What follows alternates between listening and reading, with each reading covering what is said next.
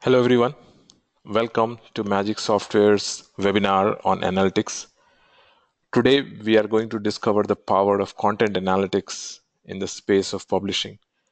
Over next 45 to 50 minutes, we are going to talk about various aspects of data analysis which are proven to be useful in the publishing domain, and I hope that this interaction will be useful for you.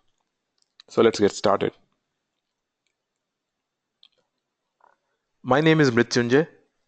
I take care of technology and products at Magic. Over last 20 years, my experience has been on large scale product development and lot focused on data intensive applications. So for example, when I was in Microsoft, we were working on a payments platform which used to handle at that time about $6 billion in revenue in a year, and lots of data there, and we were analyzing lots of data for fraud, lots of data for making the service more useful across the world, and various data intensive applications within that big system that we were building. I have with me today Gunjan is product manager on analytics side. He has about 12 years experience in large cloud-based software application.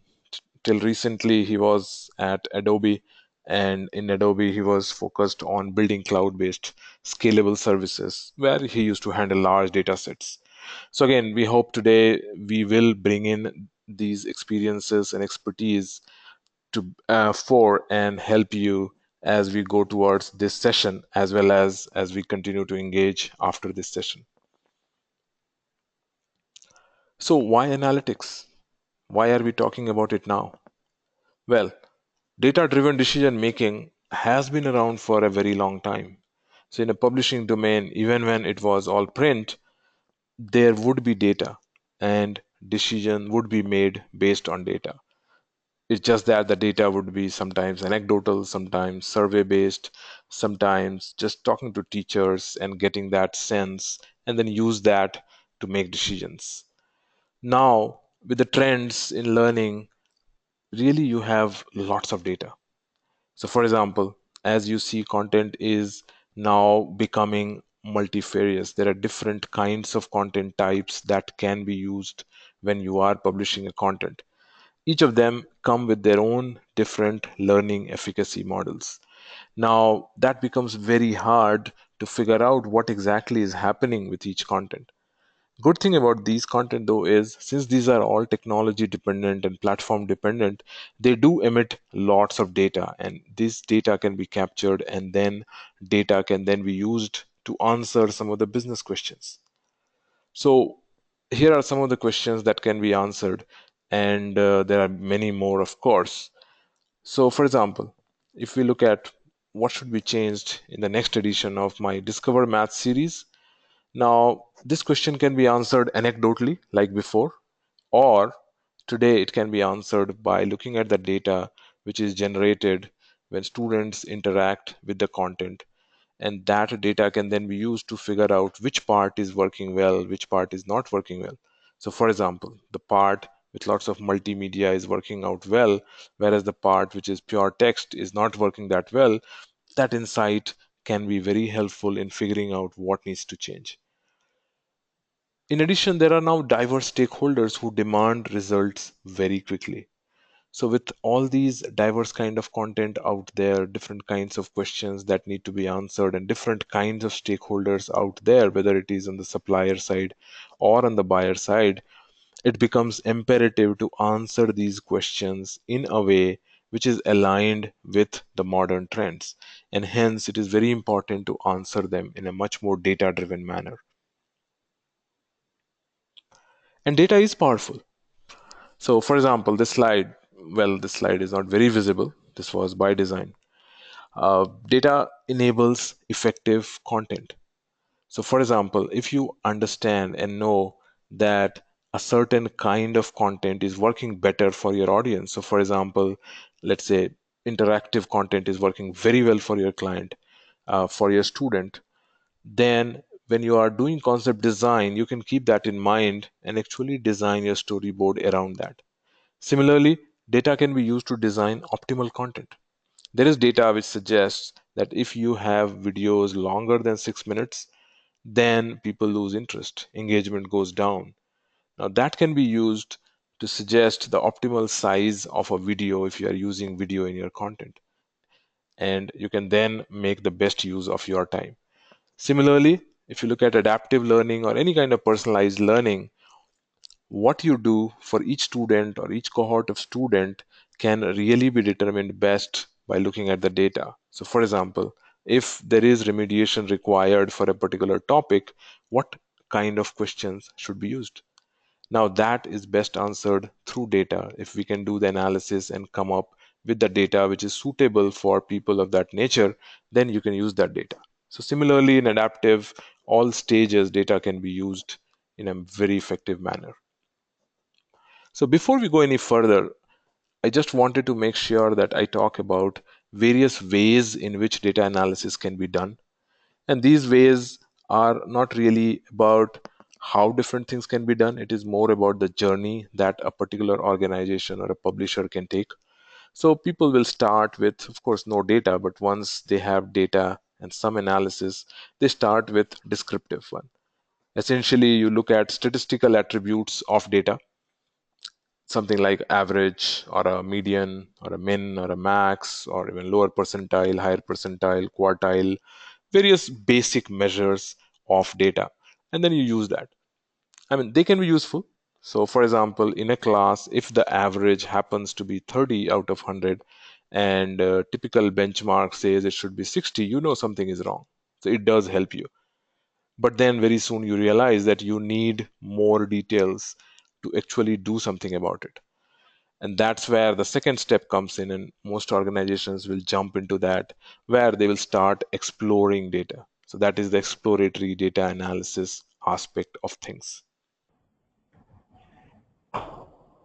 So that's an exploration that you can do through data. So this visual will help you understand that better. So exploratory, again, as I said, we'll take an example of that, and that will be better explained through the demo. The third aspect is inferential. So as an example, when I said the relationships are unknown, what you can also try to do is try to put a hypothesis out there that, okay, I figure out that maybe engagement will predict performance, or if engagement is high, performance is likely to be high. Seems intuitive. Is it true or not? I don't really know, but I want to figure it out through data. So that is much more inferential. Now, these inferential things help you a lot when you are in a situation where you want some leading indicators. So, for example, you can measure engagement, and you can see if the engagement is going down, something may go wrong. Now, these kind of data elements you can find out, and these kind of inferences you can find out from your data, and that can be very useful. Predictive is the next step, and again, organizations take lots of time before they reach that stage where the predictive analytics can actually take over. Predictive essentially is about, can the data predict what's going to happen? So for example, can you predict that out of a class of 60, a few people, a few named people are going to drop out in next 3 months? Now, if you could, that's very useful, because then you can intervene right now and probably help change the situation so that they do not drop out. So that is very helpful, but the way you do it is you build data models, you use lots of data, you use lots of machine learning. So that becomes a stage which takes quite some time before you reach there. So typically organizations will start on descriptive, very quickly move to exploratory, stay there for quite a while, then move to inferential, and most organizations that I have found, they have stayed at that level. Very few have gone to predictive analytics. But that's generally the taxonomy that you should keep in mind when we are talking about data analysis.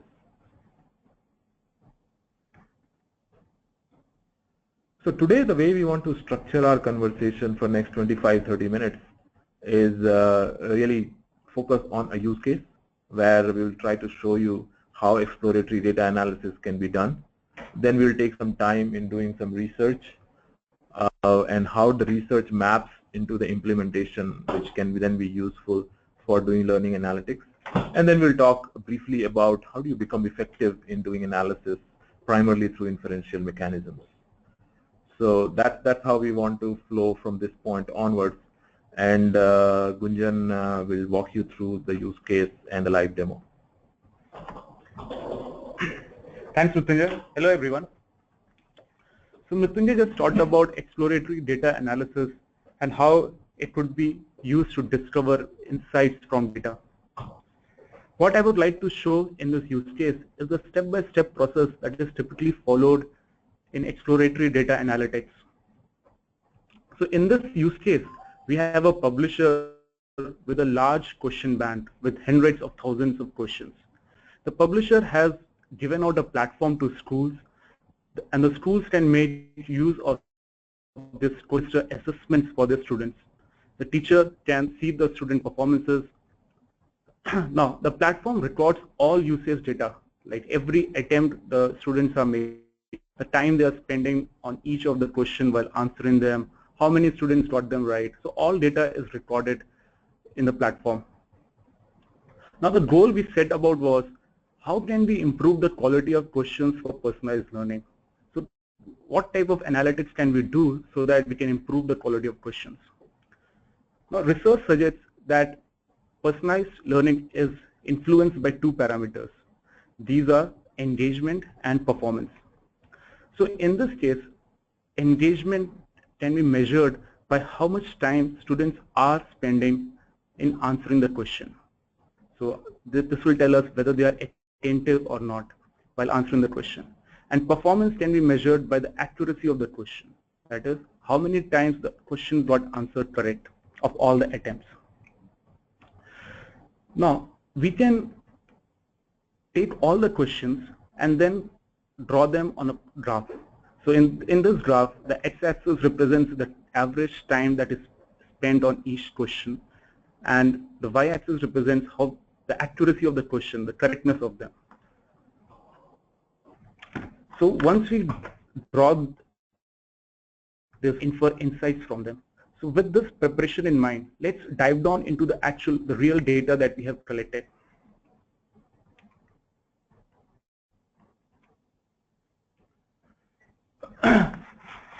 So this is a tool called Tableau, which we are using for analysis of the data. Tableau can connect to any data source, and then it provides very powerful visualization charts to visualize the data and infer analytics from there, infer insights from there. So we have all the hundreds, thousands of questions plotted on this graph. So this is the raw data. All questions are plotted over here along these two axes, which is the average time spent and the average time it was answered correctly. So you can see each dot is the question over here. So this graph doesn't quite look right now because it seems that all questions have merged into the y-axis over here. So what is typically required in data analytics is a cleanup. So what is happening over here is there are some outliers, like some of the points that you are seeing over here, where the time spent is very high, probably because these were the test questions which publisher created, or maybe because the student, while answering them, just left the screen open and went somewhere. So in data analytics, typically a lot of cleanup is required. So we performed a step-by-step cleanup. So we removed all questions which were requiring more than 500 seconds while answering them. Then some more cleanup. Then we removed all questions which were attempted very few times. So typically while calculating averages, if the number of attempts are low, then the averages are not indicative enough. So we removed all questions which were attempted less than 10 times. Now this graph looks somewhat better, but still it's not quite yet there. So another insight to look for is that there are different question types in this data set: multiple choice, single choice, descriptive, fill in the blanks. And we have plotted various graphs of these question types. And then you can see there's a lot of variation between these question types in average time spent, in the correctness. So what this probably indicates is that each question type needs to be analyzed separately. And then we just focused on one question type, which was multiple choice question. So this graph now looks quite better and can give good insights. So then some more cleanup. We made the graph look better by creating a bubble chart where large bubble size indicates more attempts and smaller size represents less attempts. And finally, this is the final visualization of the data points. Now, what insights does this give? So if you look at this region over here, which is top left, these are the questions which were answered very quickly, and most of the time students got them right. Now what does this mean? This probably means that the questions were very easy. The moment students saw them, they knew the right answer and they were able to answer them. Now these type of questions are probably best fit for remedial content or practice content. So students who are not doing good in their classes, the teacher can assign these questions to the students because these are easy, they can practice and help build their confidence. Another area to look for is bottom right. These are the questions where students spend a lot of time answering them, and most of the times they got them wrong. So again, what does this indicate? This probably indicates that these are very difficult questions. The student read them, thought about them a lot of times, and got them wrong afterwards as well. So probably these are the difficult questions which can be used for gifted programs, where you have like really bright students who can tackle tough questions. Again, if you look at this area over here, these are the questions which were almost always answered incorrectly. Now this was a surprise for us because we never expected that there will be questions which no one will get right, even how many times they could answer it. So this is how exploratory analytics work. You can discover, you can think about some hypothesis and validate that, but a lot of times you can also discover something new which you weren't expecting at all. Now, what does this all mean? So this indicates that we can create zones of questions in our data set. Now these different zones can correspond to different category of students which are suitable for personalized learning. For example, a beginner zone, easy questions can be answered quickly. Difficult, advanced learner zone, difficult questions takes time to answer them. Or maybe different zones can be created for different demographics, different geographies. Even for an individual student, a zone can be created. The most optimal zone for this student, that could also be found out through this graph. So what else we can do with this insight? So define zones. So I just talked about how you can define zones for personalized learning using this graph. Improve quality of question. So like one of the things that we discovered was questions which are always answered incorrectly. So when we actually went back into our question data set and took a look at those questions, it turned out that they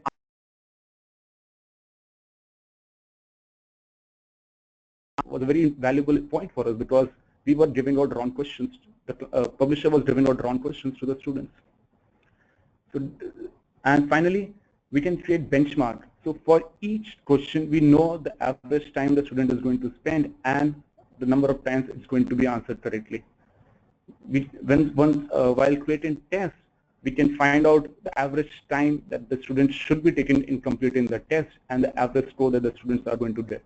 So when teachers are administrating these tests in the classroom, they know the benchmarks, the data points in which the class should perform. And if the class is not performing up to those benchmarks, then that could mean that something is wrong with the teaching or something else needs to be looked into.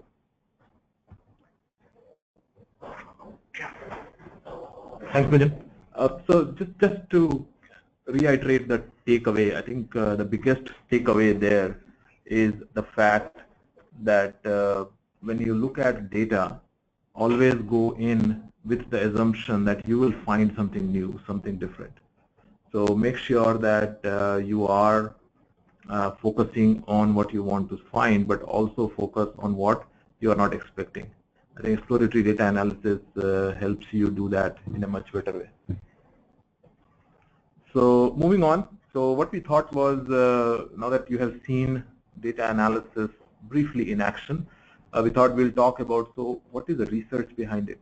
What do research suggest about what kind of data we should be collecting in any learning scenario?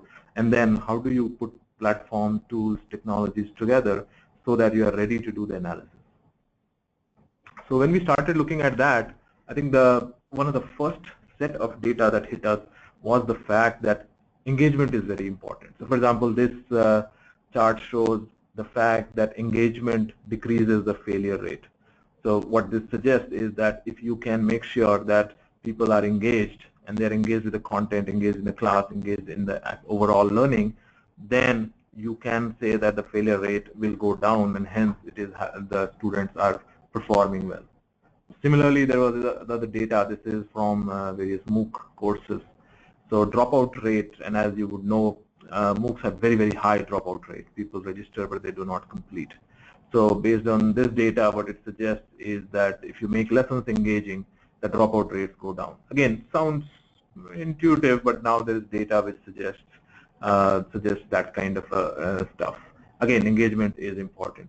There's lots of other research that has been done, and these are mostly done in offline classroom scenarios, that how students engage with the teacher and with their peer students, how much they engage in activity or difficult assignments, and they then try to map it against the class performance.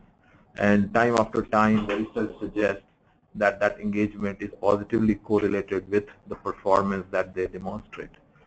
So what does all this mean? All this means that if you look at engagement as a measure and try to define metrics around engagement, that can serve you very well, because time after time it has been shown that engagement can predict performance. So a good thing about online is you can actually measure engagement in lots and different ways. So for example, here are just a few items that I have put together. So for example, time on task. And again, this is active time on task. As Gunjan gave an example, if somebody opened the question but then walked away for a coffee, that's not the time that you want to measure. You want to measure actively what the user is doing. And again, technology can help you capture that data.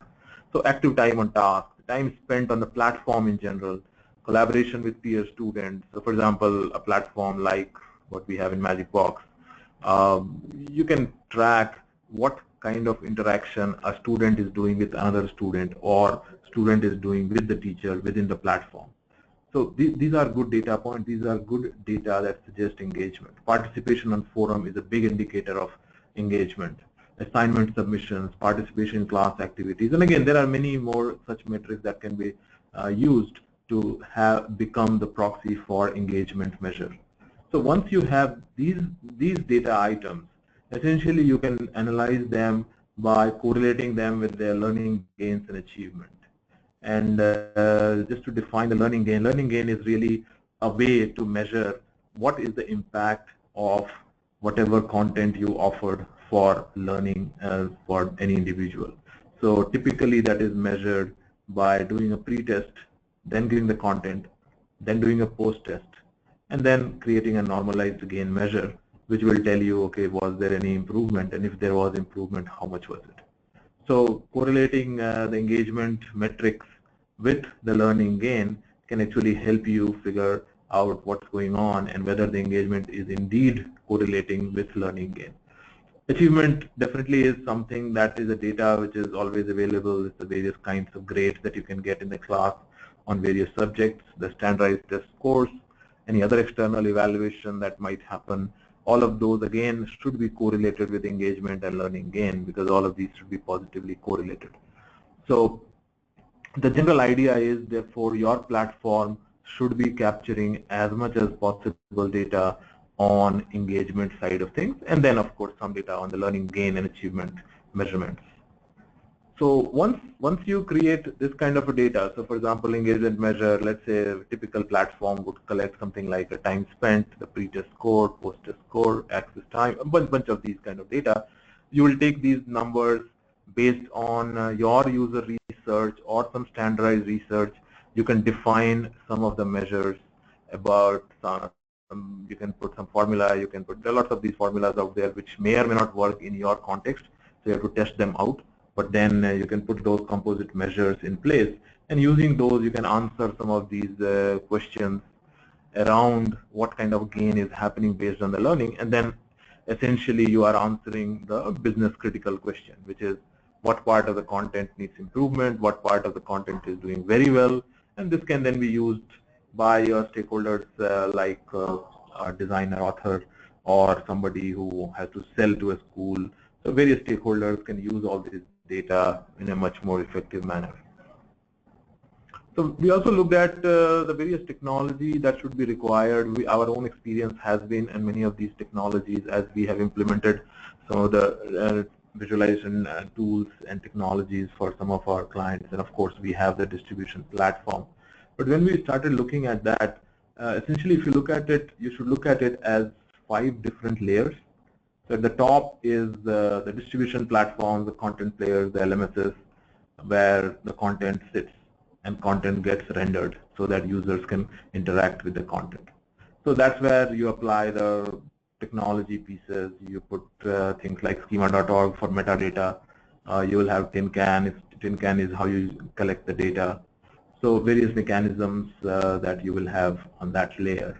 Then once that layer user interaction has happened, essentially you have to collect data. So data collection systems, TinCan is the primary way that we recommend to our clients, but Caliper can be used. There are other ways. CORM also is one of the ways in which it can be used, even though it is not that powerful. Then once you have collected data, which again, as we talked, there should be lots of data that should be collected. So storage and data warehouse starts becoming very important. How do you organize the data and how much of it can you keep at a time for analysis? So with cloud in place, Amazon Redshift and Google BigQuery are your essentially cloud data warehouse solutions that can be used. If you are a TinCan user, Learning Locker or any other learning record store could be used. Or you can just go to any NoSQL like a MongoDB and just start storing in a custom format and then use it. So various technologies are there which will work at this layer. Once you have the data organized in the right way, then the next layer is really the visualization layer. And as we will talk in a minute, visualization is very, very important for analysis. So visualization again can be done by lots of charting tools out there. Again, you can build something custom as well, but visualization is a layer that should be focused on. And then business intelligence analytics, which is where something like a Tableau would fit in.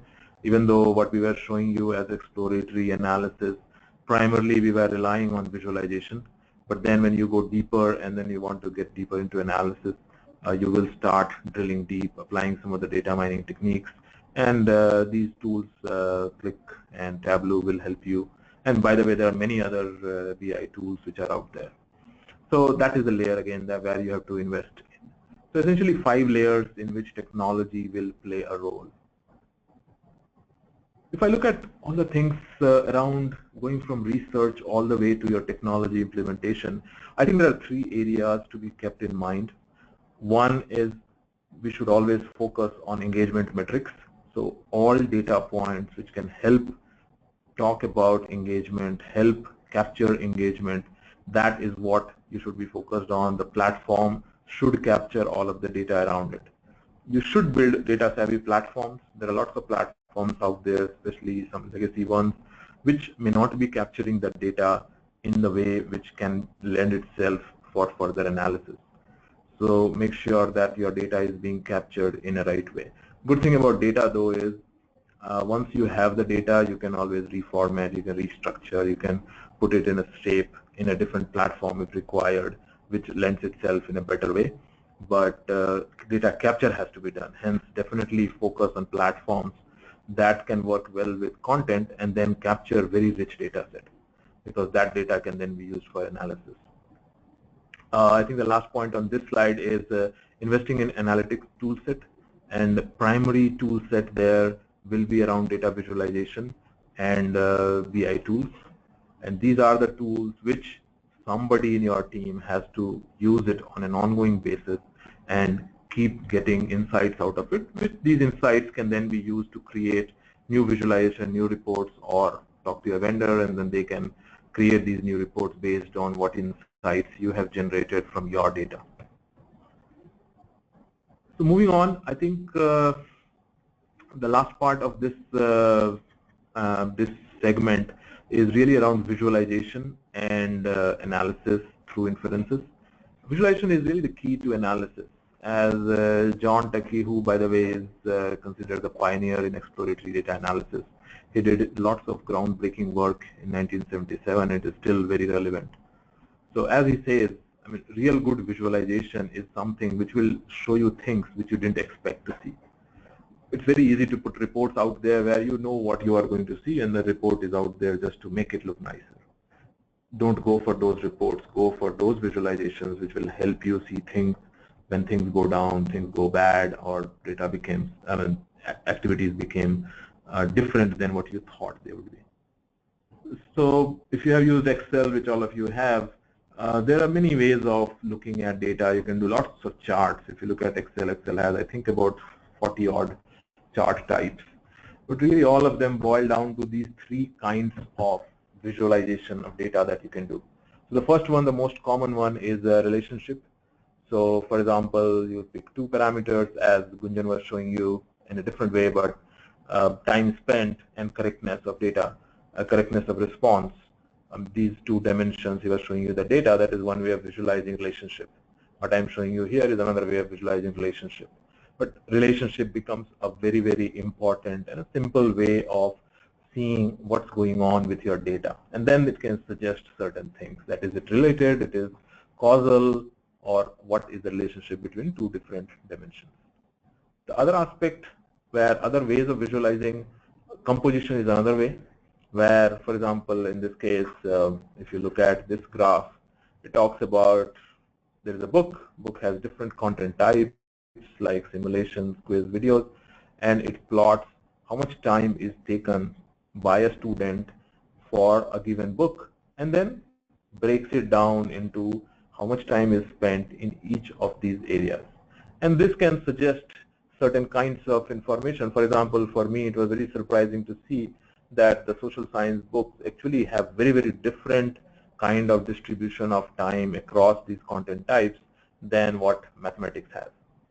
So now this becomes something which is useful. You can go and analyze further and maybe figure out that actually the reason is because social science does not have enough of other types. So that may be a reason, or there may be another reason. But it just composition helps you in figure out some of these kind of things better. And then the last type is the progression, where if you want to see things like how many people did assignment 2 of the set of the people who actually did assignment 1. So you want to see a progression. You want to see, okay, there are X number of people who did assignment 1. Out of those, how many did assignment 2? And if you, let's say, figure out that those who did assignment 1, they have a very high percentage of people who will actually do assignment 2. Then you can focus your energy on getting people to do assignment 1, because then you know they're engaged, they can do the rest of it. So progression in many cases will help you figure out some of these kind of relationships. This is one of the most complicated type of graph. Relationship probably is some of the simpler ones. But between these three types, it pretty much covers the kind of visualization that you can do with the data. So whenever you look at your own visualization, make sure that you have a healthy distribution of visualization of all of these three kinds. I think analysis, as I mentioned before, exploratory is about you just look into the data, explore it, and then figure out things which you did not know existed. Inferential analysis is about you have a sense, you have an idea, you have a hypothesis. And as you know, hypothesis is just you have some basis for reasoning in a certain way, but you do not know whether it is true or not. So for example, if your hypothesis is people who spend more time on a question, they are more likely to get it correct. Now it may seem intuitively this should be the case. Now we can go and try to prove or disprove it through data. So in inferential analysis, you first put the statement out there, what you want to be proving true or not, and then you go about multiple steps which will help you or disprove it. So for example, in this case, if you create a hypothesis where, for example, here I am putting a hypothesis which says that students take more time to do their hard questions. Now that is my hypothesis. Let's see if it can be true or not. I can go ahead and start using some tools, but before I jump into tools, I should be defining what are the variables that can impact the result. So for example, accuracy of time measure. Do I even have the time? Can I rely on the time? As Gunjan was showing, some of the data were outliers probably because the data was incorrect. So how accurate is my measures? What are the types of questions? Will that have an impact? What is the clarity of option? Is the question written in the right way? What is the student skill level, and so on. So there will be various variables which will impact how this answer, this question, this hypothesis can be proven or disproven. So once you define all of these things, essentially then you define data filters. So for example, if I say that maybe type of question does have a bearing on this, then one by one I'll pick one kind of question, then I'll pick another kind of question, and so on. Similarly, if I think that if this is something that will be different for different geography or different skill level of people, I can define data filters which will separate these into different groups of data sets. And then I can run my experiment on each of those. So then you use a BI tool or other data visualization tool that you might have in order to try to see what's going on with some of these dimensions, and then try to see if I can answer this question. So you'll start seeing, okay, how much time people are taking, are these questions hard or easy questions, and then you have to figure out what does it mean to be hard question. Now, if you don't have that definition, you will go back, figure it out, maybe you'll read some questions. So you'll start figuring out all those aspects and start creating those visualization and those data sets which you can then use to prove or disprove. In this case, for example, if I just borrow from what Gunjan was showing, I can say that, hey, you know what, this hypothesis is not correct because students may be taking more time because the question is very poorly written, not because it was hard necessarily. So if that is the case for my data set, then I can go and refine my hypothesis. Then I'll say, okay, so how much, then I can make it a quality question. So how much of my content is really high quality versus low quality, and so on. And then that's why it is a cycle. This is an ongoing cycle where you put a hypothesis out there, then you use data to prove or disprove or refine your hypothesis, and you continue doing that till you reach an answer that creates a business impacting result. And that's essentially what you do in an inferential analysis. So again, so as I said, we started off with a case. We went into figuring out what is the research, and research gets translated into data and technology, and then we talked about how do you do effective analysis of some of these aspects. So just a quick takeaway from all of the things that we have been talking about, and then I'll open it up for a few questions. So one of the things to keep in mind is the content should be designed with analytics in mind. If we do not know what kind of data will help us figure out answer to the business question, it is very hard for any platform or any technology to do justice to this. Your data needs to, your design of the content needs to know what kind of data I should emit. So for example, if I am building an app, and if my app does not send information or capture information about start and end time for a particular screen, it's very hard for me to figure out how much time has been taken for each screen, and hence I cannot define time spent on a task. So the content has to keep this in mind. So some of it will come at the technology level, some of it will come at a concept design level, and thereby design becomes much more important. Of course, distribution and consumption platforms must capture data effectively and use standards, because there are lots of visualization tools and BI tools which can work on raw data, I mean various different data formats. But then if you have data in a standard format like a TinCan API data set, there are lots of tools which can just work right off that, and you get lots of good visualization just by connecting your data source with some of these tools. So having standards-based data actually helps a lot. Building systems to visualize well goes a long way. So not just focusing on reports, but visualization which is intended to answer a specific kind of question or raising a specific kind of alarm if something goes wrong in the data set. So those are the systems, those are the kind of visualizations that help. Also, analysis is about people. You need people who have some degree of proficiency in data science, some people who can do analysis well, which is really a problem-solving approach, designing of experiments, and dive into data again and again so that they can understand what the data is telling them. You have to interrogate the data to get it. So building the analytics expertise is about building a set of people in-house or outsourced, but building a set of people who are familiar with the skills of data analysis.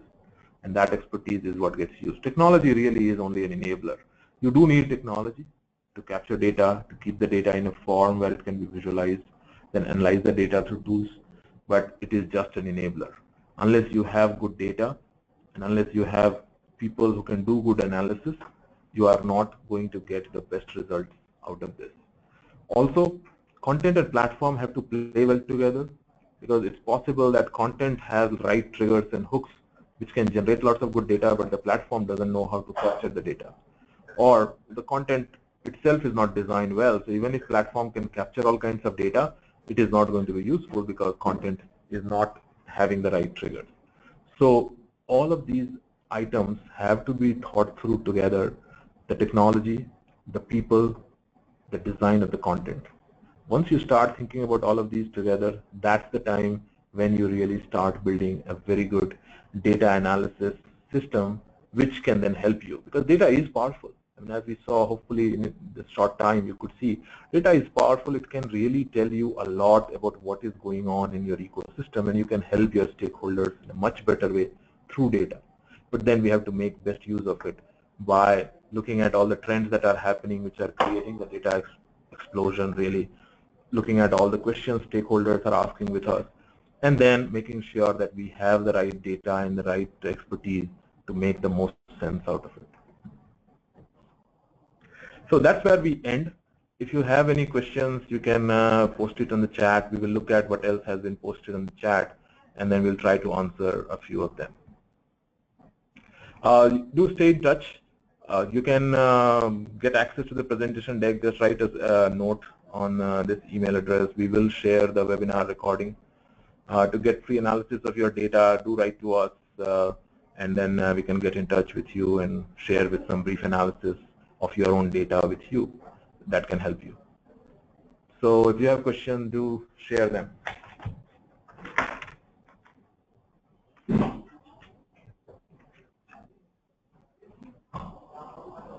Okay, so here's the question. Someone asked, so this is good for STEM where there are objective questions and you can do the analysis because there is a right or wrong. What about the subjective questions which do not have a right or wrong?